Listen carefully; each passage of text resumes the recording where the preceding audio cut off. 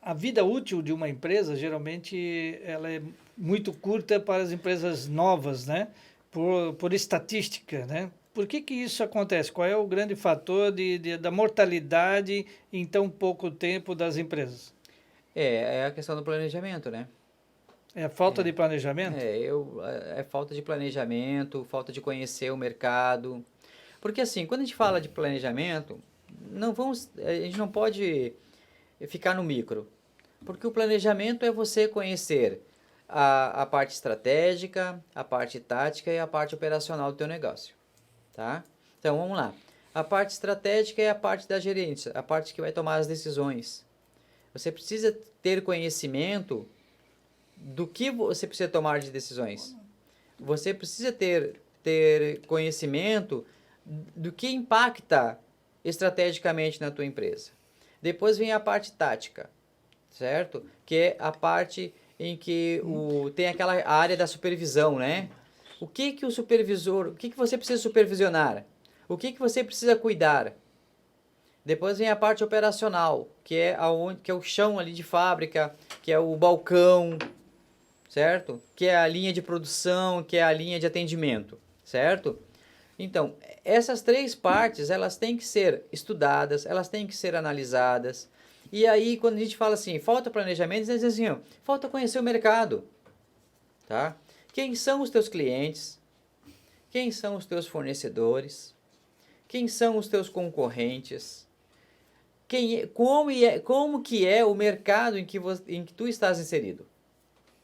Né? Qual é o tipo de população que vive no ambiente em que a empresa vai operar, certo? Quais são os pontos fortes, os pontos fracos que você tem? Quais são as ameaças do mercado? Quais são as oportunidades do mercado? Né?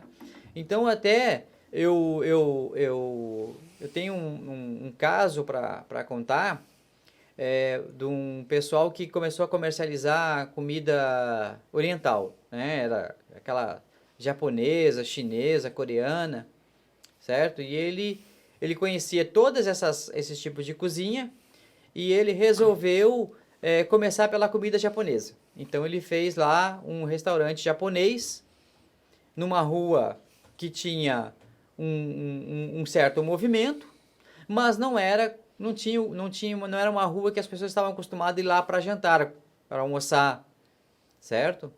E ele então tinha um produto bom, ele tinha um preço compatível com o mercado, a rua tinha movimento, né? Então as pessoas viam ele até teve um certo crescimento no início, mas parou de crescer e o negócio não desenvolvia.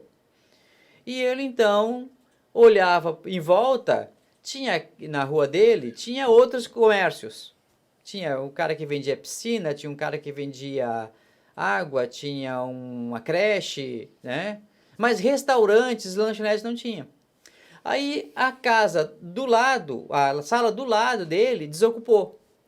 E aí ele pensou da seguinte forma: e se eu pegasse e colocasse um outro restaurante com outro nome vendendo comida chinesa?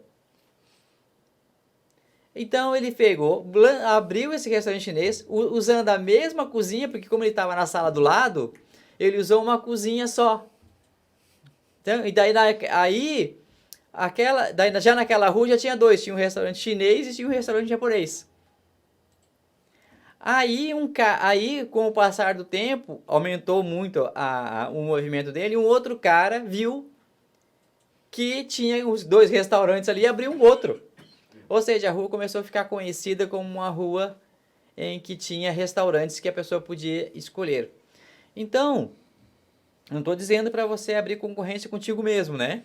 Mas ele estudou o mercado, ele viu o potencial do negócio dele, ele sabia que o negócio dele tinha potencial, ele tinha uma outra habilidade, que não era só comida japonesa, ele tinha comida chinesa também, e ele investiu e deu certo. Não estou dizendo que vai dar certo com outro, mas na conjuntura em que ele estava, deu certo. Então, quando você começa a analisar o teu negócio, por isso que é importante fazer o planejamento. Por isso que é importante, e assim,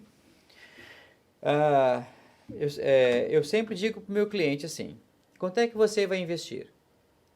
Eu vou investir 100 mil, vou investir 200 mil. Eu pergunto para ti, se der errado vai perder quanto? Ele fala tudo. Então, e se tu pegares e investir numa consultoria e essa consultoria dizer para ti que não é viável você abrir, ela vai te cobrar 20 mil, você vai perder quanto? Daí ela diz assim, não, eu não perdi. Eu não perdi. Então, eu investi. Então, às vezes a pessoa está tão preocupada em economizar para investir no negócio dele, em que ele corre o risco de perder 100%, do que ele investir numa pesquisa. Investir com gente que conhece, que sabe, que possa ajudar, que vai dar uma outra perspectiva para o negócio dele, para o mercado dele. Principalmente financeiro, né? Porque calcular a taxa de retorno hoje não é fácil. Você calcular o valor presente líquido, ter uma taxa interna de retorno, calcular o payback.